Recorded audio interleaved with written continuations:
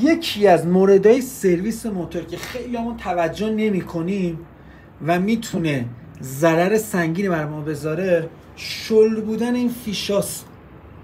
یا شله یا خود سیم به خود فیش شله، یا قشنگ اینجا داره بازی انجام داده میشه. قشنگ بیان این فیشا رو عوض کنید یا ستایه رو عوض کنید. یه دونه اسپری کنتاک شور هم بگیریم با یه دونه مسواک، قشنگ اینا رو تمیز کنید. اگر چربی هست، کثیفی هست، خاک هست، قشنگ حل بشه، پاک بشه و هیچ مشکلی پیش نیاد. با 10,000 تومان میتونی موتور تو احیا کنی، حداقل واسه 10 سال کار کنه. بریم داشته باشیم. این موتور درب موتور بوشیه که نیاز به روغن کاری داره.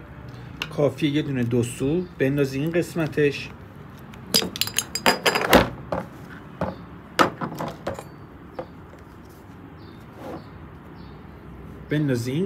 میبینید این نمدا رو میبینید. این باعث میشه که روغن رو نگه داره و عمل روانکاری و روغنکاری رو بهتر انجام بده. حتی ما روغنکاری قدیم کردیم، با سرنگ قشنگ میزنی داخل، قشنگ میره تو خوردش، میره تو جونش.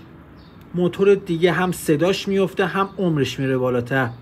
شاید تو خیلی از جاها بشین آقا این کار نیازی نیست، 5 سال یه بار انجام بده، 10 سال یه بار. اگه هر سال انجام بدی این موتور واسه 30 سال کار میکنه.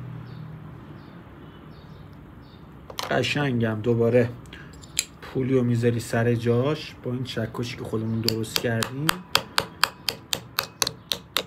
اوکی میکنیم. همین کاری که اینجا دیدین این قسمت هم باید انجام بدیم. خیلی راحت.